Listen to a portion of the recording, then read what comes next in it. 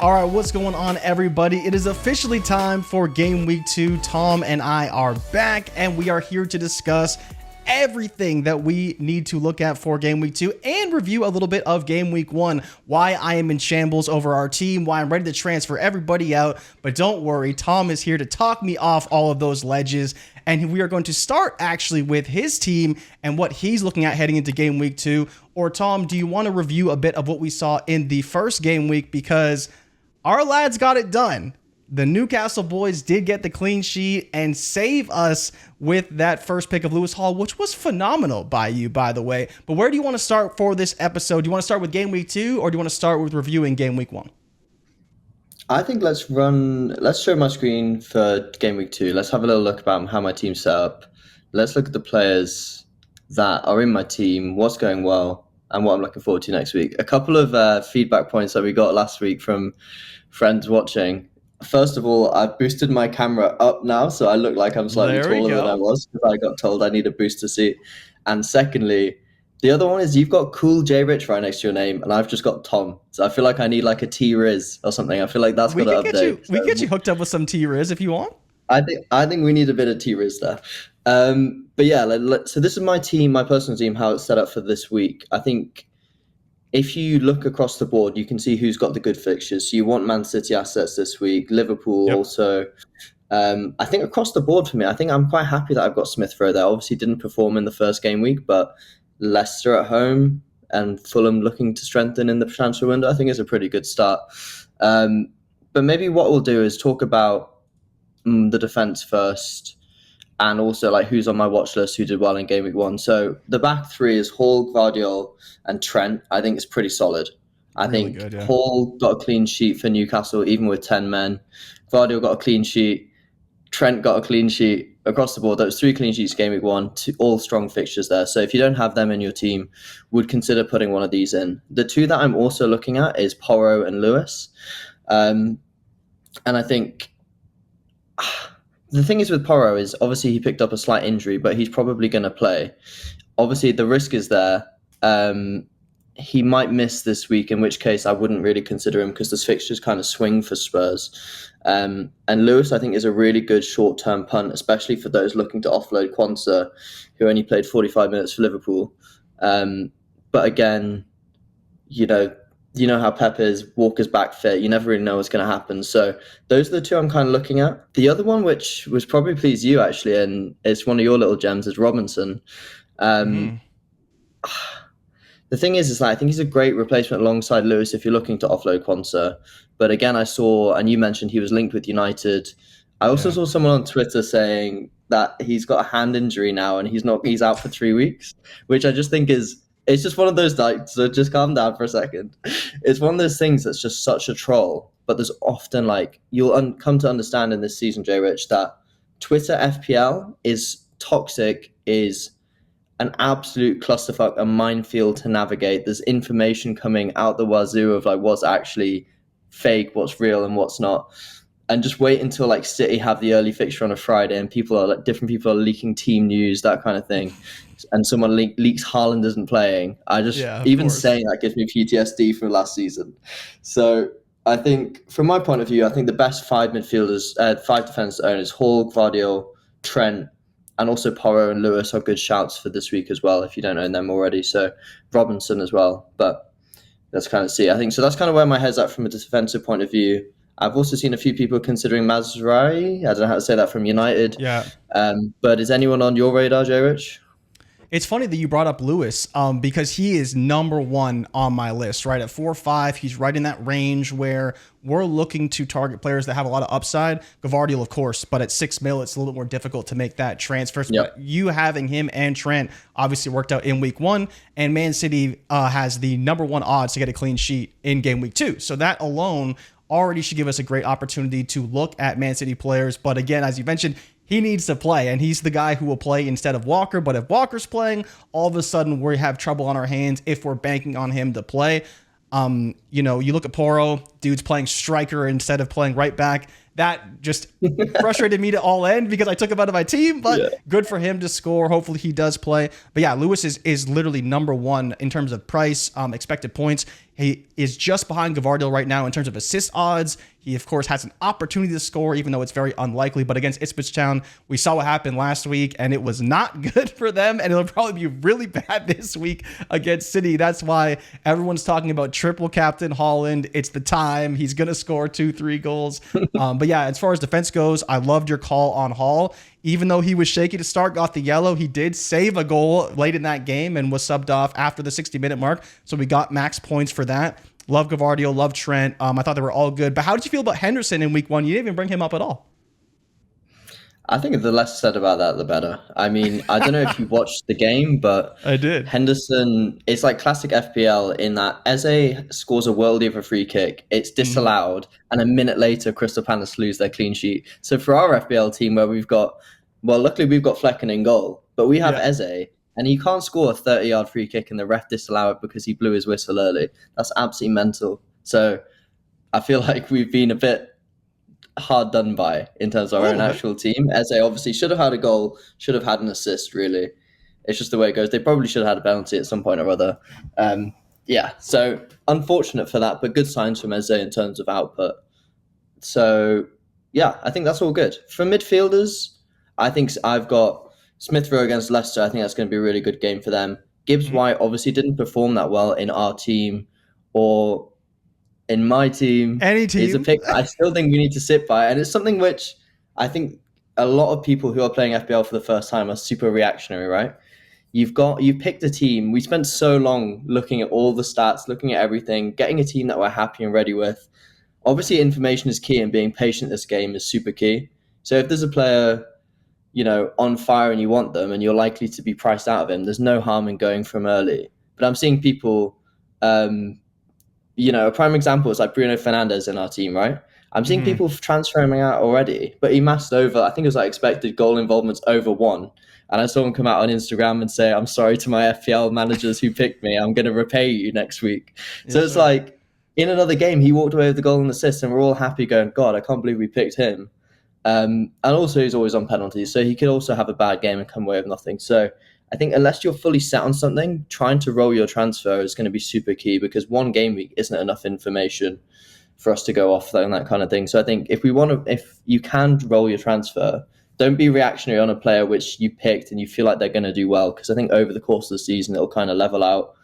But yeah, that's kind of where I'm at. I think the other midfielders, which obviously is on my watch list, is Salah that I don't own, Jota that I don't own.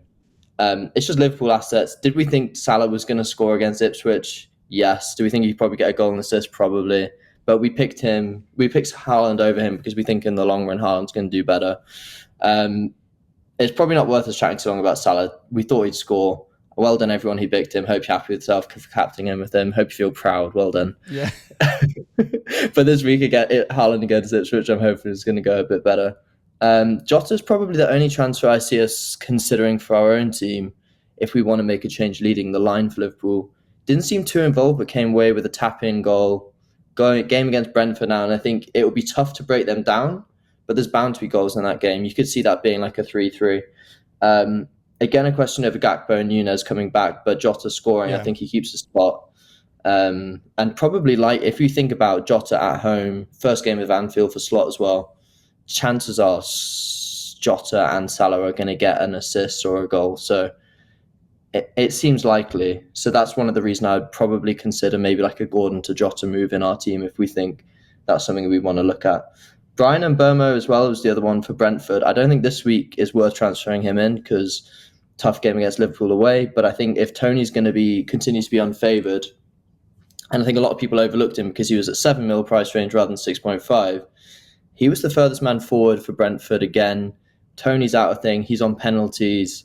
I just think he's going to have a really good blowout season for Brentford and continue to score. So I think if fixtures swing in their favour, I think they might have Southampton at home the following game, but then it gets a little bit tougher. So maybe it's just one to monitor, but definitely on my watch list. Before we go on to forwards, any others that have caught your eye who did well this week in midfield? I wouldn't say anybody, no. I think for me, it was more so the disappointments I was looking at. You talk about Bruno, and we can get into him when we go into our team, with the price tag and what we were expecting of him. He was a little disappointing, but when you look at his chances watching the game, the upside is clearly there for him, and so I was pretty happy about that. Yeah. It's just Gibbs White was a bit of a surprise for me, and especially We can get into the transfer, but I mean, Bernardo Silva at 6'5" is looking pretty good this week. I mean, I'm just saying, I know he's going to rotate the squad, but I was definitely looking at Silva like, how do we keep him out of the team? We got really unlucky having 3 players from Newcastle, 2 of them obviously being midfield forward, them being down to 10. We're just lucky that Isak got an assist for us. I still feel good about Gordon, though. I'm not really worried about him. He was heavily involved. He had to do a lot of defending in that game because they were down to 10, and he got subbed off early. So there's not a whole lot we can do as far as that regard. They're not going to get a red card in the 30th minute every game. Probably not going to happen again this season. So it's just an unlucky break for us there. But I think as far as midfielders, I'm fine with where we're at. I've been exploring some options. I was looking at some values, but for me, the biggest thing is I want to find the most optimal defense weekly. And then I think we will continue to find good forwards and good midfielders that will get us points. But when, you have a defense that's only scoring you 6 points, like I believe I had this week, because all of my defense flopped outside of Hall. It's that part for me. If I figure that out, I'll feel great about the rest of it. So I think we can move forward to the forwards, where I think, does it me who owes King Kai an apology, or is it you? Because I talked about putting him in the team, and you said, nah, we can't do that. And then what do you know? Our boy Saka delivers a gift from the gods, and Havertz delivers on the finish. So I see you have Havertz there. Would you consider putting him in your team over Solanke, who got involved but couldn't finish in the first week? Yeah, I think I really like Havertz as a pick, to be fair. He's probably the only attacker I'm watching, because a front three of Haaland, Isaac, Solanke is pretty strong, right? Yeah. The only reason we avoided Havertz was the fixtures, right? So we had the home fixture against Wolves, which is done. We probably thought, Arsenal would do well, win 2 or 3-0. That's why we put Saka in the team. I think I struggle to see Havertz being prolific in the next few games. They have, in the next 4 games, they've got 3 away. Yeah, and I think it's Villa, Spurs, and City away in the next 3. Yeah, Villa away, Brighton at home, Spurs away, City away. So in the next 4, you've got 3 really tough away fixtures. I don't see Havertz scoring more than 2 goals in those 4 games.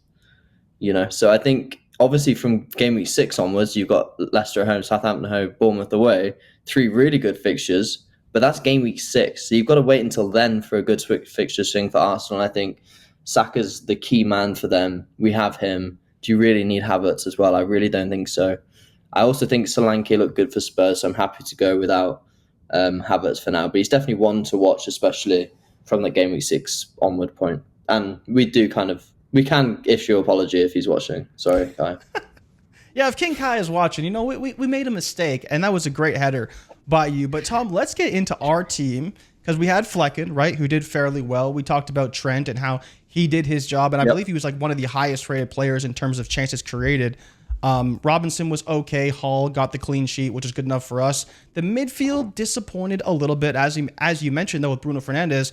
1.19 expected goals playing striker, basically, for Man United, which at midfield is phenomenal value for us, even at 8.5. I was pretty happy with that. And the fixtures as well, they look fine, but especially once you get past that Villa fixture, if you keep him in the team that whole time, he's like he's going to be really, really good. So I'm kind of happy to ride that with Bruno. Like you talked about, he's on the pens. He's going to create both goals and assists. And especially if he's playing up top, because Mount isn't quite getting it done, then that's great for us. But the way that Xerxes looked off the bench, he may be playing a bit more up top than we like, but that's still good for Bruno Fernandes as well. How do you feel about the rest of the team? Because I think we're happy with Haaland. We got a little bit unlucky with Isak at Newcastle, and then the bench kind of is what it is. We're not really counting on those guys right now. But how do you feel about the team, and are there any transfers you're looking at? Because I told you I'm considering swapping out Gibbs White for Bernardo Silva, because Silva got an assist. They have a phenomenal matchup this week.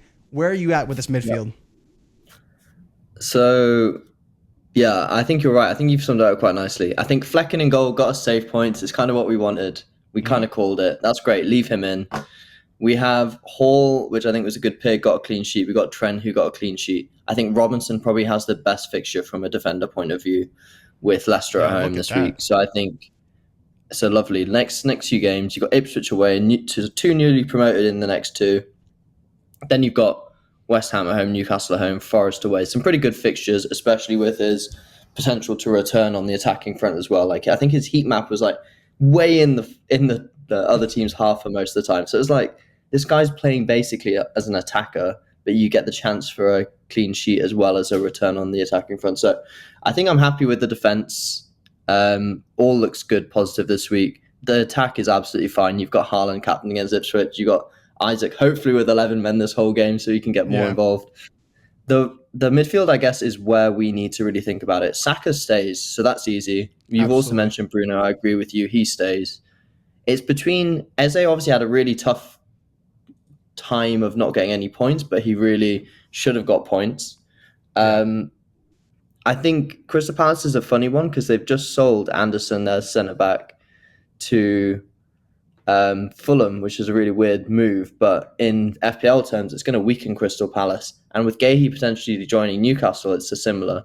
But I think their attack will continue to be the same. It just potentially has more worries if you've got Henderson in goal, or more generally for Crystal Palace. That's my only fear with Eze, but I think it's probably one for, like, we picked him. He'll probably do well against West Ham at home. Probably one that we can just leave in and just sense check and keep going with him. Gibbs White, I still love him as a pick. Tom. I think it's really good. Defend your boy. Look at the fixtures. The thing is fixtures are great. Southampton away, Wolves at home. You've got really good fixtures up until game week 10, and I think he'll continue to be talisman for Nottingham Forest. Everything comes through him. Obviously, Wood got the goal for them, but I think I can see him scoring against Southampton. A dodgy penalty and a win for Nottingham Forest, with Gibbs White taking away 10 points. That's what I'm calling this week. But I do also like a little Bernardo Silva call. He wasn't in my to-watch list, but at 6'5", and if he's going to play regularly for City, to get a City asset in this week for Ipswich at home, I don't hate it. Well, that's kind of what I'm looking at, right? And I talked about how, you look at Lewis, he looks unreal if he plays, but Bernardo's just so cheap right now.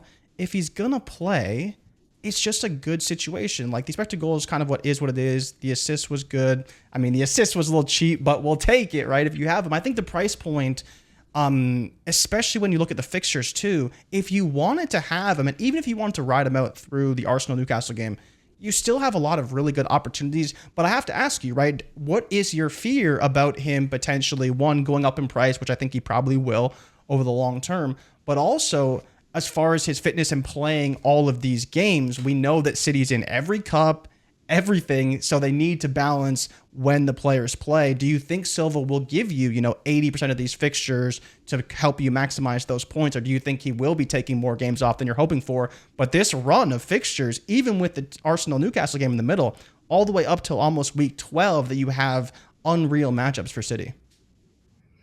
Yeah, I think it's a tough one for Bernardo because I think he tends to play a good chunk of all of City's games. You probably say on average 70, 80 minutes across the season in every game. So I think if we're going to pick him, he'll definitely play.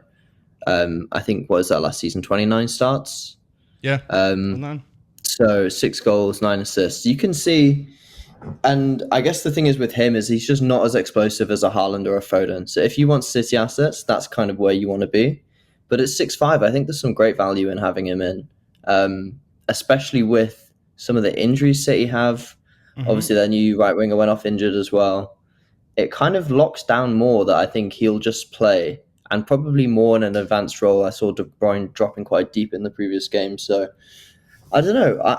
If it's something that you think you're wedded on, I'm actually quite happy to make a change this week. I always think rolling the transfer if you can, and you're generally happy with the team, is good, because in the next game week we'll have 2 transfers. You can play around and tinker a little bit more, especially if this week Eze doesn't perform again. Gordon, is sub for Barnes. We then have 2 transfers to make some really attacking changes. Whereas if we do it now for Bernardo, it kind of limits us going forward with more information. But at the same time, they have Ipswich at home this week. And I think you're right. Imagine next week we're sat on the podcast and Bernardo scored a hat-trick and you're going to be devastated. So, that's kind of where my head's at. I'm happy to roll, but I'm also happy to leave it in your capable hands. Leave it in my hands? Putting in Bernardo. Yeah, I'm happy. Where's your head at? What are you thinking? So I like the idea of it, right? But I think when you talk about it, and especially when you talk about the free transfers and the cascading moves, if you want to make a move like that, it's going to be very difficult only because, okay, you're moving around some money here, but you still want to spend that and utilize that elsewhere. So you almost need to have two transfers to make sure that, like for instance, if I want to take Trent out of the lineup and put in Gavardiol, okay, that's great. But then we still have that million that we can't allocate somewhere else without another free transfer. So I'm definitely with you on waiting. I want to see how that strategy plays out because that was really the only move I was looking at. I know that they have massive clean sheet potential. I thought about Lewis, but again, the upside isn't quite there outside of, the 6 points, Yep. maybe gets an assist. But as you mentioned with the whole defender strategy, with that price point, you're kind of just hoping for the 6 points and you'll be good with that. With Bernardo, obviously there's much more upside and you do get the clean sheet bonus, that's additional point. And I think you have a bit more upside for the bonus points as well with an attacker.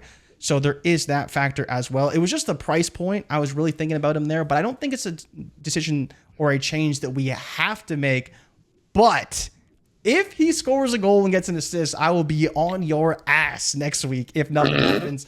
But I am all for waiting. I need to be patient. It's my first season. I'm getting, a little ahead of myself here.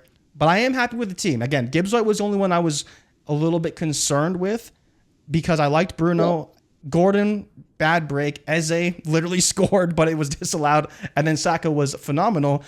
This week, we're definitely captaining Holland. We probably should have put Saka last week because of the fixture, but Holland is going to be the captain, no questions asked. Flecken's in goal. Is there any changes you would make? I feel like we're running the same team back. It doesn't sound like there's any transfers we're going to make as well. But who is it that you think you could have your eyes on potentially for whether it's some good fixtures or guys that you're just kind of watching that are maybe low down on the board or just in general for your team?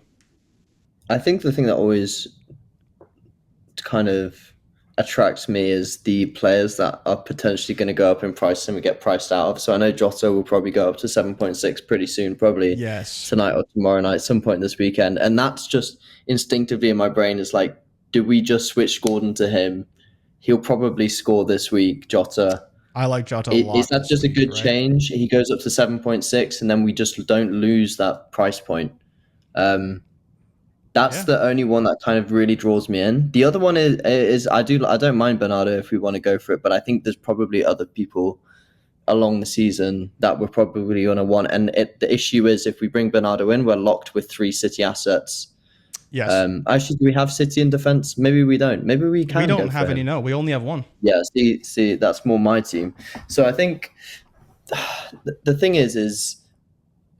I always don't mind rolling the transfer. We can come up with it next week. I like Gordon to Jota, and I don't hate Gibbs White to Bernardo. That's kind of your say. My say is Gordon to Jota. I'd probably do that now for this team. You think so? So you want to make that switch? But at the same time, Gordon... What's your take on Gordon? Well, I mean, you saw I put Jota in my team late last week, right? When it was like, he's probably going to star, and then obviously the matchup was really, really good. There's concerns longer term, but short term, going to play, going to start. He had 2 really good chances, obviously converted the one from Salah. I thought he was good enough. We'll see what happens when Núñez comes back. Gakpo, it doesn't seem like Gakpo's going to challenge him for minutes too much, but Núñez definitely can. And that's more the concern because of how dynamic he can be. But maybe they just keep him as a super sub as long as Jota continues to be good. So it sounds like we're between Jota versus Gordon. And then I think we can leave Gibbs White versus Silva. I'm fine waiting. I'll trust you there. But where are you at on Gordon versus Jota? Because I do think that's a very realistic transfer. And Jota being one of the most transferred players this week, definitely we could lose a bit of value if we don't transfer him in. Yeah, the thing is, even as a Newcastle fan, the thing that kind of worries me was Gordon coming off at around the 70-minute mark. I think it's probably just because Eddie Howe still trying to manage his minutes coming back from, England away.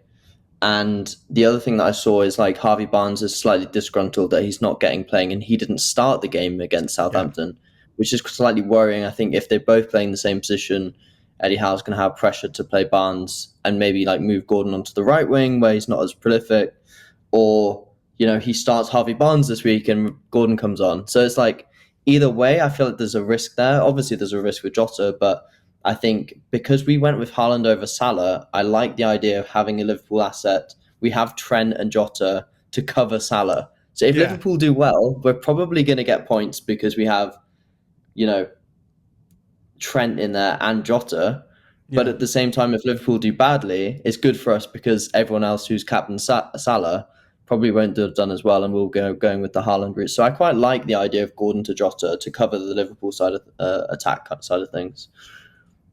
All right, let's do it then, because I'm Yeah, definitely there. I made that switch late last week, and I really thought that I didn't make the switch from Gordon. I still have Gordon in my team as well, but getting yeah, Jota in was big for me, and what I wanted to do. So I think you look at this team now, and especially from a fixture standpoint, it does look pretty good. Like Eze should bounce yeah, back this week. I really like him. Saka, we're rolling with him no matter what. He's unreal. But Jota and his fixtures, if he's healthy and playing, we could have him in here all the way up to the Chelsea game and maybe even beyond that. We'll see how long he starts. But for this yeah. early fixture run, I think he's going to be really, really good. So I'm excited to see kind of how he does. Obviously, he scored this week, so we're happy with that. Bruno, we're good with. Isak, Holland, Trent. Like, I'm really liking this team right now, even though we did use our first transfer after we talked about not doing that. I think this is a boost to a team that we could definitely use, and we'll see what happens with Gordon because we don't really know what's going to happen with them, and especially with the fixtures. They have,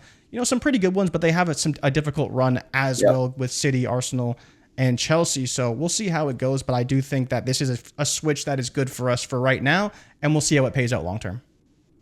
Yeah, I think the team's looking good. I'm feeling proud of you. You're being level-headed. You're making calm decisions. You're not being too reactive. At this in our pre-lobby before the recording, you were saying let's ship Gibbs White to La Liga. So we've ended up keeping him in the team. You've come to your senses. I'm liking it. But yeah, I think that's great for our team. I think I'm really happy with that. I think the only other thing I wanted to look at was how we're getting on in our little mini league.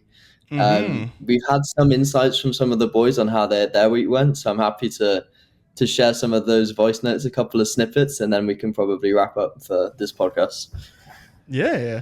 I mean, for us, we were in 7th with 60 points, right around average. We did have a couple of teams where the boys were all in on Salah, right? They captained Salah. Oh, we have a Poro. That's not looking so good for Lou. But yeah, Jota, Salah, Saka, Isak, Havertz. I mean, it worked out pretty good. But where is Lou at right now with his team, and how is he feeling? I'm going to be honest. So Lewis sent a 2 minute and 25-second voice note when I wanted just like a 10-second snippet. So when I'm struggling to sleep tonight, I'm definitely going to play it because he does just go drone on a little bit. I'll play a little bit, and then JRich, you can work your magic and cut out all the rubbish. So we'll probably be left with about 1 second of content here. What can I say about game week 1? A few tough decisions prior to go live. I talked it through with Tom quite a bit, which helped me pick my team because obviously whoever he said to go for, I went in the opposite direction. Obviously really happy with how it went. Sitting top of the league, it's hard to complain. Sitting top of the leaderboard. That's probably enough. That's enough from Lewis. I think that's he's feeling pretty confident. He's top of the league. Frustrating. You hate to see it. Let's have a look at Kieran's team. We're going to Kieran's team. Oh boy. And Lewis, his name is Lewis Sucks as well. Of course. 57 points. Beat me out, though. Look at this team. Allison Becker. I know, with that team, I don't know. His ability to pick an FPL team is almost as bad as his political affiliations. There's some shocking picks in there, but he still managed to do okay. So here's his reflections. First week, FPL, disappointing. Watkins, bit of a fraud. Don't think he even touched the ball. Going top heavy in the team. Maybe a mistake. Might look to downgrade a striker, bring in more of a goal scoring midfield option.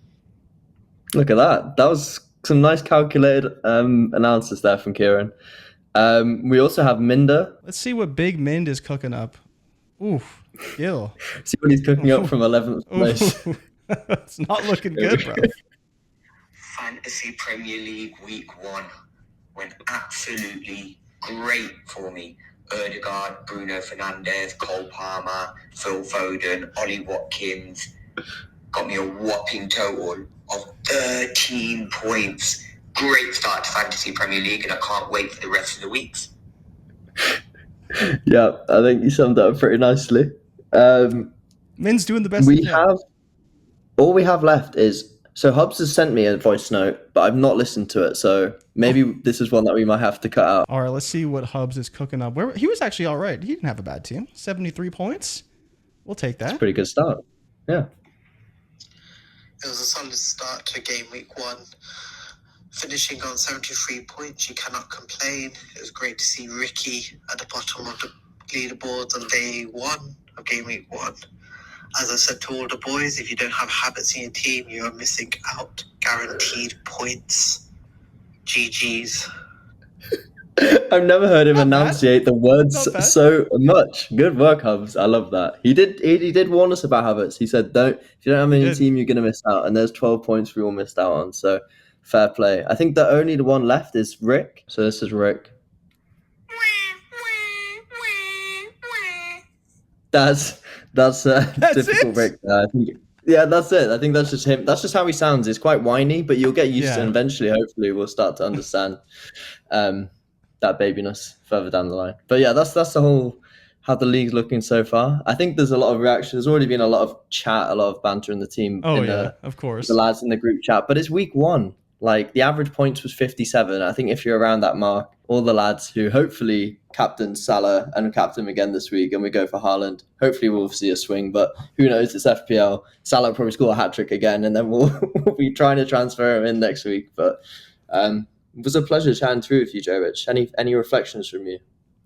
I think the biggest thing for me is just to try and stay level-headed, to know that it's not a short-term game, it's long-term. And I think, honestly, like, after watching the games and really assessing where our team is at, I did see a lot of good things. The results weren't quite there. You know, we were kind of average, but I think in the right week, and especially, like you said, put Haaland in the team, let him cook this week. It's looking pretty good. A lot of people are talking triple captain Haaland potentially. We're just going to stick with the regular captain. We're not going to go there yet. We're not going to go crazy, but it's looking very, very good. When I was looking at the projections, he's got like a 70% chance of scoring 1 goal, 30% for 2. It is looking very, very good for Erling Haaland. That's the only reason why I was kind of in on potentially getting in some more City assets, but I like what we did. I love bringing in Jota with how good he looked in the first week. Hopefully he can continue to improve on that. How about you, Tom? Do you have any last reflections before we get out of here? No, I think even the way you said level-headed made me feel calm and level-headed. So I'm feeling pretty good. I'm feeling level-headed. I also think that you need to get some shares from wherever that nice lilac purple shirt's from, because they're going to be flying off the shelves when people are watching this podcast. You're looking great. So no, love everyone. Thank you for watching. That was all from me. Thank you, everybody, for watching, and we'll see you guys next week. Good luck with Game Week 2, and we'll be back for Game Week 3. We're out. Peace. Peace.